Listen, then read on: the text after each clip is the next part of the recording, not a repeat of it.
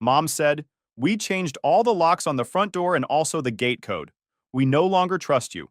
Like she just outsmarted me in some family spy movie. I replied, "Noted. Clever. But you forgot one thing." Then I canceled the $2,100 mortgage I'd still been paying even after they decided my sister deserved the house. 2 days later, they're texting, "We have a problem." Long-time lurker, first-time poster. This happened over the past few years but just reached its conclusion a few months ago. Buckle up because this is a wild ride. Names changed for obvious reasons, but everything else is 100% true. I've got documentation for all of it. Sorry for the length, but trust me, you'll want to read every word of this insanity. All right, everyone, this story is going to be incredibly long, but I promise it's worth reading to the very end. The payoff is absolutely nuclear. I'm 31 years old, work as a project manager for a construction company in Denver, Colorado. I make about $95,000 annually, which isn't amazing money, but it's solid and reliable, especially since I don't have kids or a wife draining my bank account every month.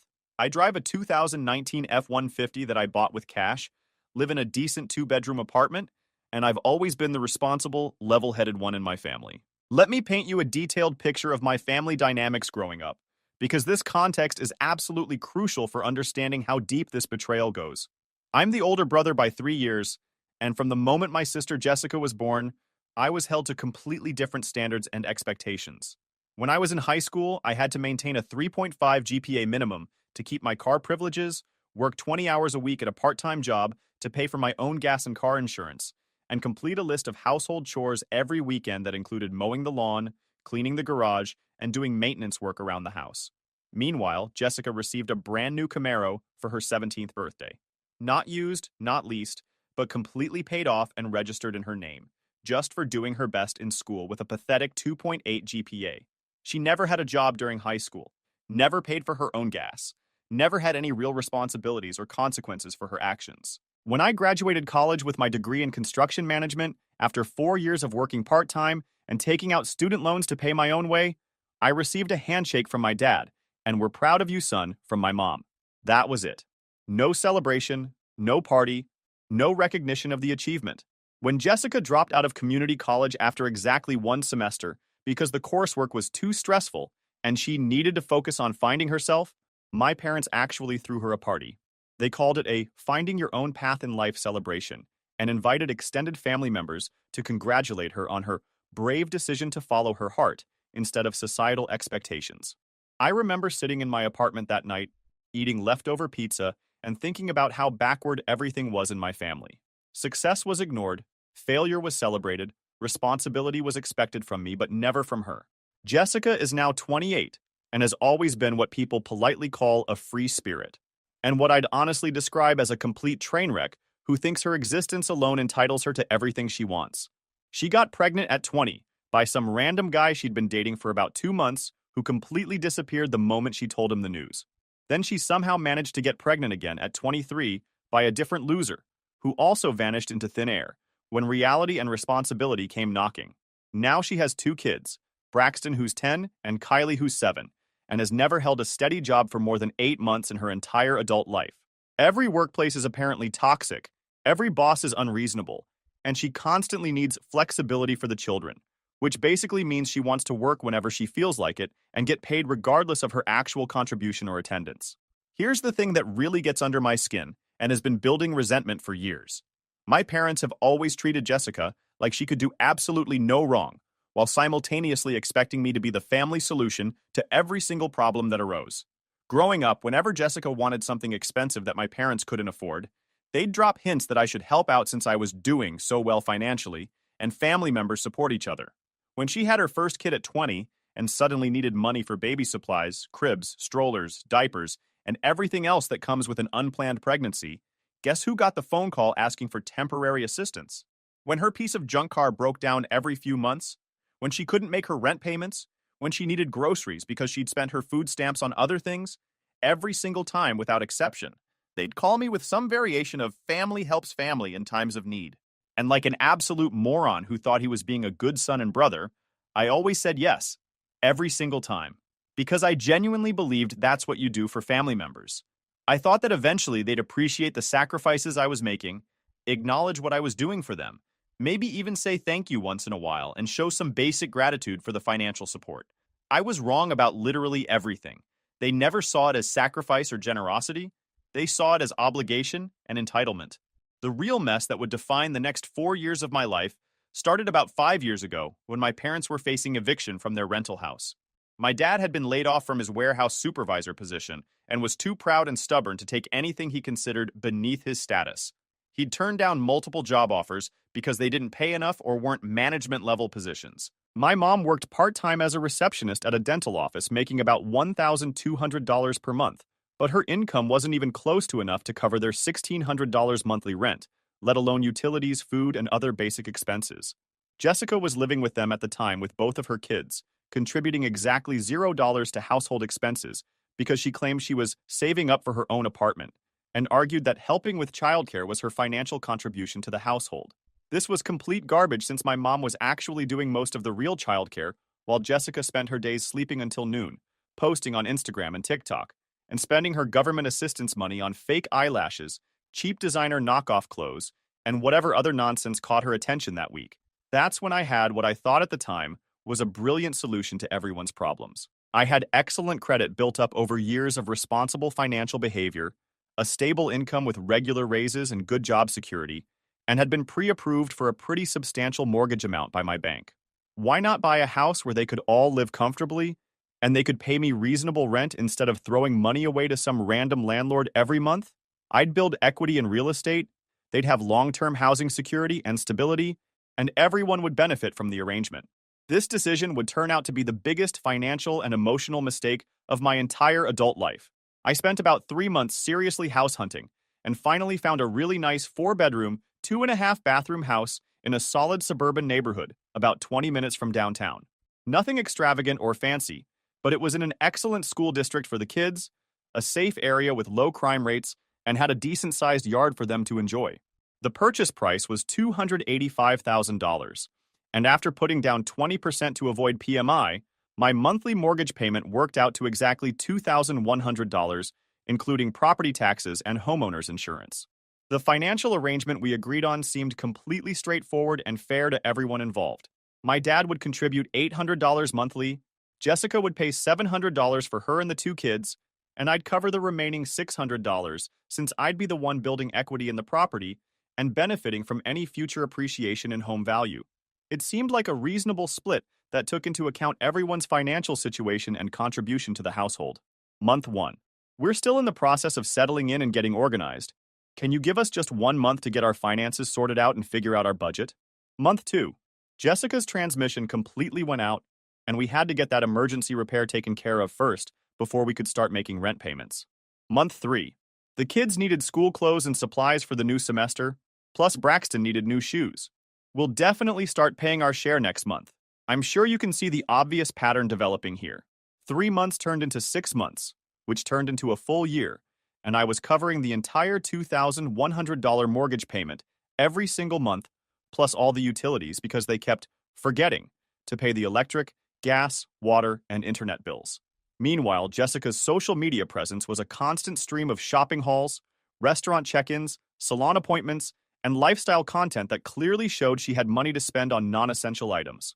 Professional photographs with full makeup and hairstyling, new outfits appearing in posts every single week, expensive makeup palettes and beauty products, designer purses and accessories, but somehow she couldn't manage to scrape together $700 for housing costs. This woman was posting Instagram stories from nail salons literally 3 times per week, getting elaborate manicures and pedicures that cost $80 to $100 each time, but claiming complete poverty whenever the topic of rent came up.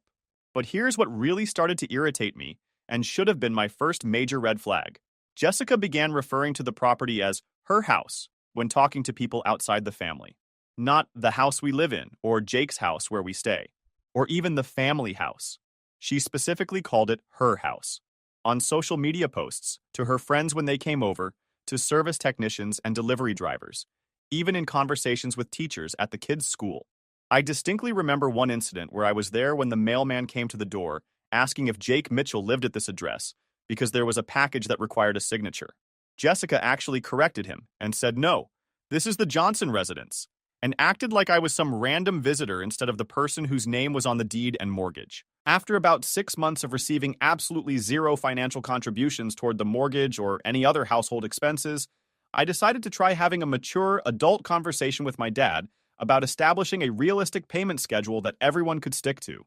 I approached it diplomatically and suggested we could even reduce the amounts if necessary, maybe $600 from him and $500 from Jessica, instead of the original plan. His response was essentially that I was being greedy and unreasonable because I made good money at my job, and family members take care of each other without keeping score or demanding payback. He actually used the word greedy to describe me asking adults to contribute toward housing costs for the house they were living in completely rent-free. But what happened next made everything exponentially worse and should have been my wake-up call to get out immediately. Year 2 of this arrangement is when Jessica really began showing her true character and sense of entitlement. She decided that the house needed extensive updating to match her personal aesthetic and lifestyle preferences. We're talking about wanting to repaint every single room in different colors, replace perfectly functional kitchen appliances with newer stainless steel models, completely renovate both bathrooms with new tiles and fixtures, install new flooring throughout the entire house, and even landscape the backyard according to her vision. When I explained calmly that I wasn't going to fund purely cosmetic renovations for a house I was already paying for entirely by myself, she had what could only be described as a complete emotional meltdown, and immediately got my parents involved as her backup and support system. Jake is being controlling and unreasonable about the house, she complained to them with crocodile tears. I'm raising 2 children here, and I should have some input and decision-making power about how our living space looks and feels. It affects the kids' well-being and my mental health. Our living space, the house that I had purchased with my credit, that my name was exclusively on the deed for, that I was paying every single expense related to, had suddenly become our living space in her mind. Then came what felt like an endless parade of manufactured emergencies that somehow always required my immediate financial intervention and problem solving. Jessica's car needed 4 new tires because the old ones were unsafe, $800. It's a serious safety issue for the kids, Jake. You wouldn't want something to happen to them because of bad tires, would you? Braxton needed extensive dental work that wasn't fully covered by his Medicaid benefits, $1,200. You wouldn't want your nephew to have permanent dental problems and be embarrassed about his smile, would you? The central air conditioning unit completely failed during the middle of summer, $3,500 for emergency replacement. We absolutely cannot have the children living in a house without air conditioning during this heat wave. The water heater started leaking and needed immediate replacement, $1,100. We can't live without hot water, especially with 2 kids who need daily baths. Every single expense, regardless of how large or small, somehow became my responsibility to handle immediately. And whenever I would hesitate, ask questions about the necessity or cost, or suggest getting multiple quotes, I'd get intense guilt trips about not caring about family, or having more money than you know what to do with, so why are you being stingy?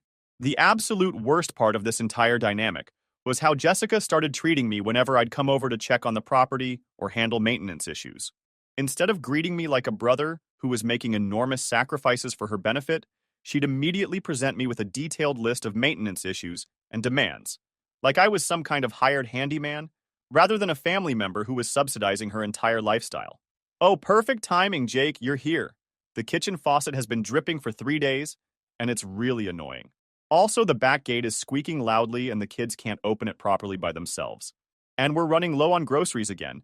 Can you pick up some stuff at the store on your way over next time? Here's a list of what we need. Never thank you for everything you're doing for us. Never, we really appreciate all your help and support. Never any acknowledgement of the financial sacrifice or genuine gratitude. Just more demands, more expectations, and more items added to my apparently endless to-do list. Then, Jessica started dating this complete loser named Connor, who was everything you'd expect from someone she'd be attracted to. This guy was a 30-year-old unemployed wannabe musician who drove a beat-up Honda Civic with expired registration and spent his entire day smoking marijuana and working on demo tracks for his non-existent music career. A real prize catch who clearly had his life together and would be a great influence on her children. Before I even realized what was happening, Connor was essentially living at the house full-time, using my electricity to power his amateur recording equipment, eating groceries that I was paying for, bringing his equally unemployed and unmotivated friends over to hang out and make noise until 2 or 3 in the morning on weeknight. When I finally objected to this arrangement, and suggested that maybe having random people living in my house without my permission wasn't appropriate, Jessica accused me of being judgmental and closed-minded, and claimed that Connor was practically family now, so I needed to accept him and stop being unwelcoming. I tried approaching my parents about establishing some basic boundaries and ground rules for the house, but they consistently and predictably sided with Jessica every single time. They'd tell me with disappointed looks, she's been through so much hardship as a single mother. You need to be more understanding and supportive of her situation. She's doing her best. You more understanding? I was literally funding her entire existence while she treated me like an inconvenience.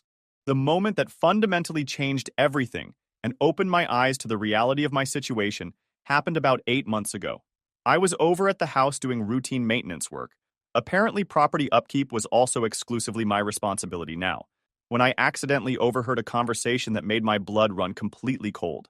I was in the garage examining some concerning water damage on the ceiling that looked like it might be coming from a roof leak when I heard Jessica talking very loudly on her phone in the kitchen.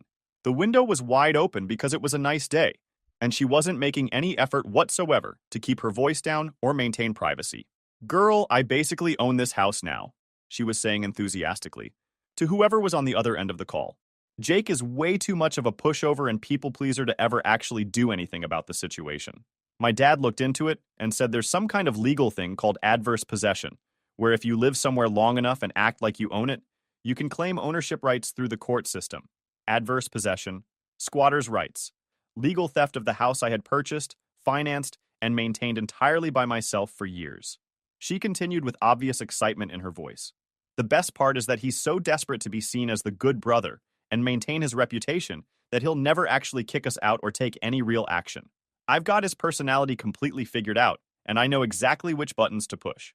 Connor thinks we should try to get Jake to put the deed in my name for tax purposes or something like that. My hands were literally trembling as I stood there listening to this conversation. I felt like I was having an out-of-body experience. I mean, realistically, what's he going to do with a big 4-bedroom house anyway? He's probably going to be single forever because what woman would want to date a guy who's this obsessed with his family and has no backbone? At least I'm putting the space to good use in creating a loving home for children. Then I heard my mother's voice chiming in from somewhere in the kitchen. "You're absolutely right, sweetheart.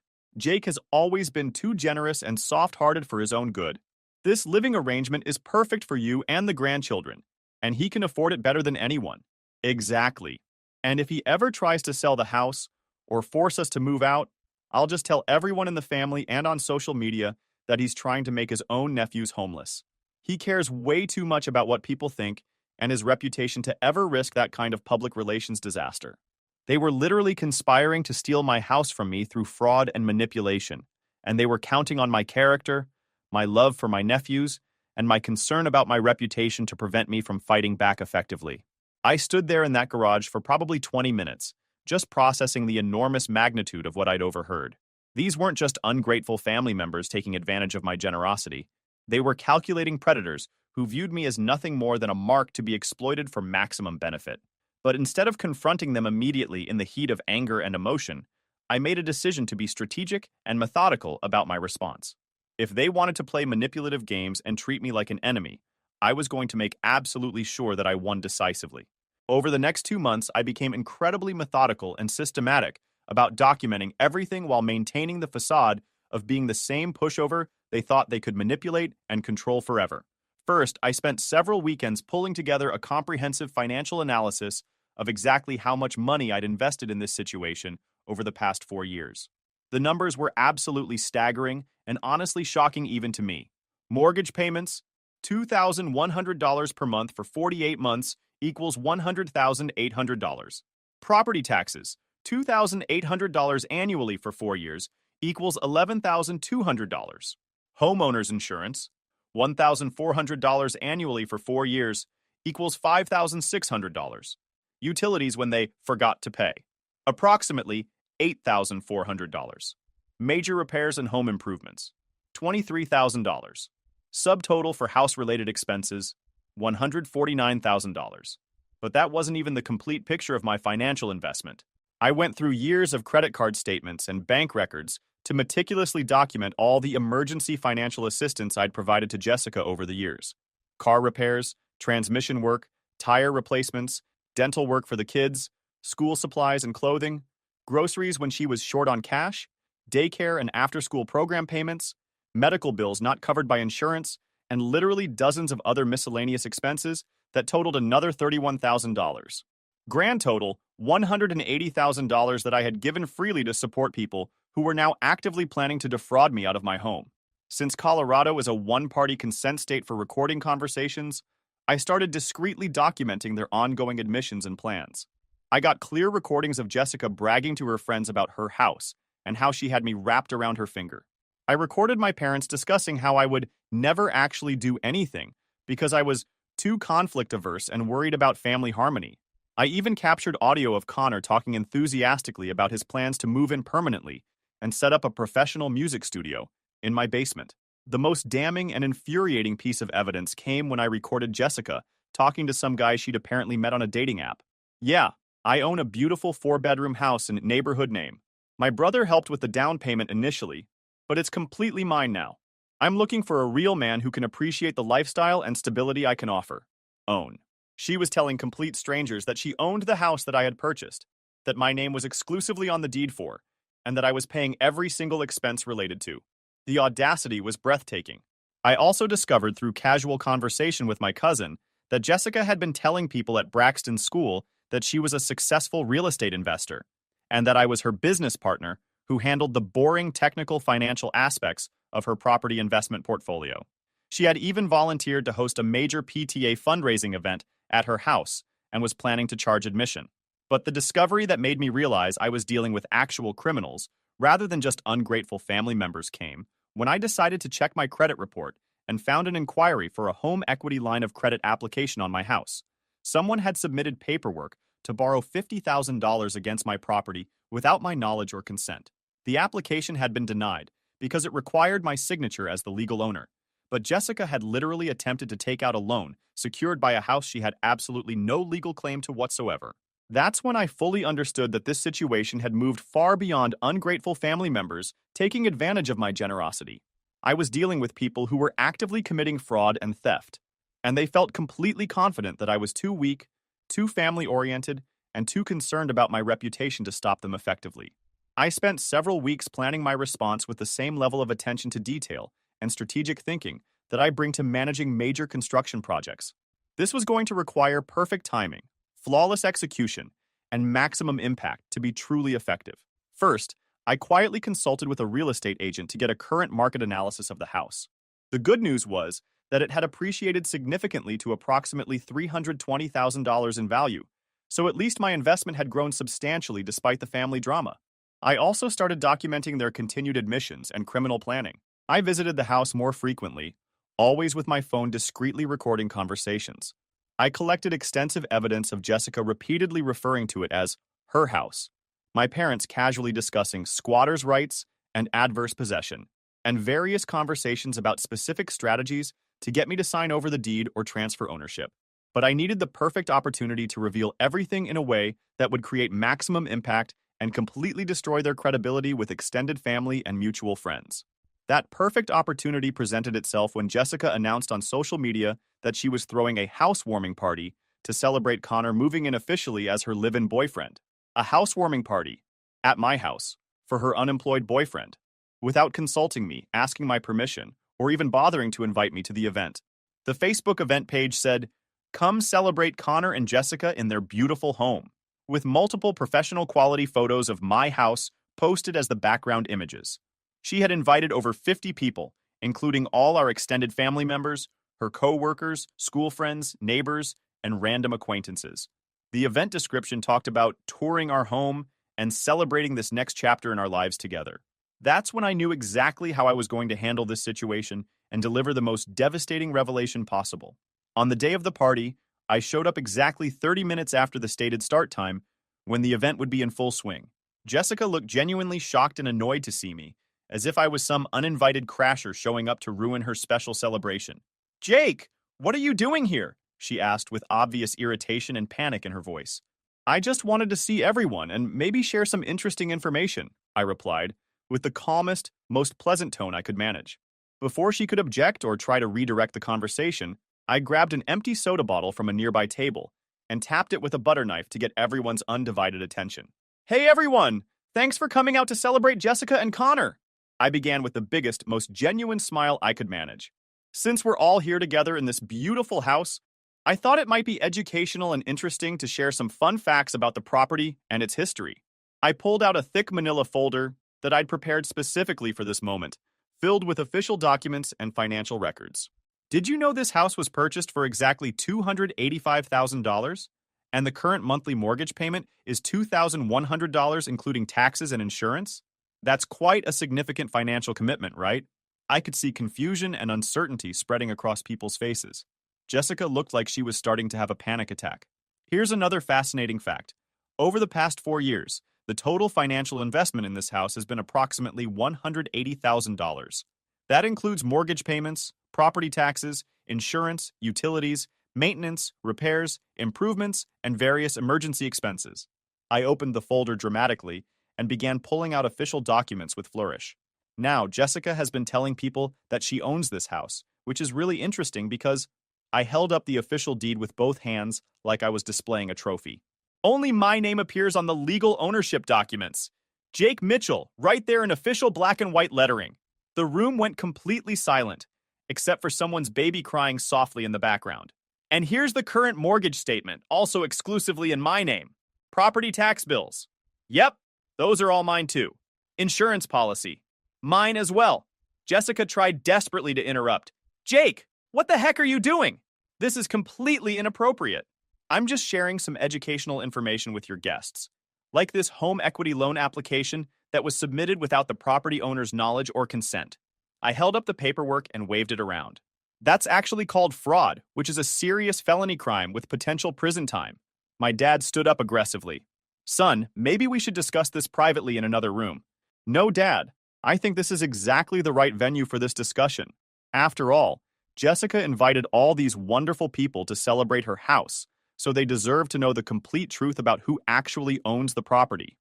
I turned to address the entire party with my voice projecting clearly across the room. "You see, I've been paying every single expense related to this house for 4 years, while Jessica, Connor, my parents, and 2 children have lived here completely rent-free. Zero contributions toward mortgage, utilities, maintenance, repairs, or any other costs whatsoever." I started laying documents out on the coffee table, like I was presenting evidence in a courtroom trial. "Here's 48 months of mortgage payments, every single one paid from my personal bank account. Here are utility bills that I covered when Jessica forgot to handle them. Here are receipts for repairs, improvements, emergency expenses, and even groceries. Every single item paid by me alone." The room was so quiet, you could hear people breathing and shifting uncomfortably. But the really fascinating part is these crystal clear audio recordings I have of Jessica telling people she owns this house and discussing specific plans to steal it from me through fraudulent squatters' rights claims. I pulled out my phone and played the high-quality audio of Jessica saying, "I basically own this house now. Jake is way too much of a pushover to ever do anything about the situation." Jessica's face turned completely white, and she looked like she might faint. Several guests were staring at her with obvious disgust and shock. "So here's what's going to happen right now," I announced to the entire room with complete authority. "This party is officially over. Everyone who doesn't live here needs to leave my property immediately." Connor stepped forward, trying to look intimidating. "Dude, you can't just kick everyone out like this. That's not how parties work. Actually, I can do exactly that because it's my house, my name on the deed, my mortgage payments, my legal property. Everyone here except my immediate family members is currently trespassing on private property." I held up my phone again. I have my attorney on speed dial. "Anyone who isn't related to me by blood has exactly 5 minutes to leave voluntarily, or I'm making a phone call that will result in police officers arriving to escort you off the premises." People started filing out rapidly. Nobody wanted to get caught up in what was clearly about to become a major family conflict with serious legal implications. Once only family remained in the house, I turned to Jessica with the calmest, steadiest voice I could manage. "You have exactly 30 days to find alternative living arrangements. All of you. That's more generous than the law requires." Jessica completely lost control and started screaming about how I couldn't evict children, how I was destroying the family over money, how she had legal rights as a long-term resident with children involved. "What specific legal rights would those be?" I asked calmly. "You've never paid anything toward this house. You're not on the deed, not on the mortgage, not on any lease agreement or rental contract. You have the exact same legal standing as any other squatter, and I want you gone." My mother tried her standard guilt trip manipulation approach. "How can you do something this cruel and heartless to your own family? The same way you plan to commit fraud and steal my house from me, Mom. The same way you sat in my kitchen and called me a pushover while planning to rob me blind." That statement ended the conversation immediately. Nobody had anything else to say. Chapter 7. Sweet Justice and Even Sweeter Karma. That nuclear confrontation happened exactly 6 months ago, and I want to tell you about the absolutely beautiful chain of consequences that followed, like dominoes falling. They didn't move out within the 30-day deadline I'd given them, so I immediately initiated formal eviction proceedings through the court system. It cost me about $2,000 in legal fees and court costs, but it was worth every single penny to see the expression on Jessica's face when the sheriff's deputy served her with official eviction papers at 8 a.m. on a Saturday morning. During the legal discovery process, I found out that Jessica had been charging Connor $400 per month in rent for living there and keeping that money for herself, while telling me she was too financially strapped to contribute anything toward household expenses. So she was literally profiting from my property while simultaneously lying to my face about being broke. They finally vacated the premises after 60 days of legal proceedings, but not before Jessica decided to damage the property out of pure spite and revenge. She deliberately destroyed the carpet in 2 bedrooms by pouring bleach and other chemicals on it, put multiple large holes in various walls throughout the house, scratched obscenities into the hardwood flooring in the main living area, and even poured concrete mix down one of the bathroom drains. The repair cost came to approximately $8,000. I immediately took her to small claims court and won a judgment for the full amount of damages, though I'm realistic about my chances of actually collecting money from someone with no assets, no steady employment history, and a demonstrated pattern of financial irresponsibility. After they moved out and I completed all the necessary repairs, I sold the house for $325,000. After paying off the remaining mortgage balance and covering all the spite damage repairs, I walked away with approximately $65,000 in profit from the entire ordeal. But the real satisfaction and justice came from watching the natural consequences play out in their lives over the following months. Without me subsidizing their entire existence, my family's financial situation collapsed almost immediately. They moved into a cramped 2-bedroom apartment that stretched my parents' limited retirement budget to the absolute breaking point. Jessica was forced to get a full-time job at a big-box retail store. Remember, she'd always claimed that type of work was beneath her dignity and that she deserved better opportunities. Connor abandoned Jessica within about 2 months once he realized that the comfortable lifestyle was permanently over and she'd actually be expecting him to contribute financially to their relationship. Turns out he was only interested in her when she came with free housing, utilities, and groceries. My dad had to come out of retirement at age 67 and take a physically demanding job at a home improvement store because their household income couldn't cover basic living expenses without my monthly contributions. Jessica's car was repossessed when she couldn't make the payments without me constantly bailing her out of financial emergencies every few weeks. But the absolutely perfect karmic justice that made everything worthwhile happened exactly 3 months ago, when Jessica called me crying hysterically and begging for help. "Jake, I know I messed up really badly. I know I treated you terribly, and I'm truly sorry for everything, but I desperately need your help right now. The kids really need help, and I don't know what else to do." It turned out that Braxton required emergency dental surgery to address a serious infection that would cost $3,000 total.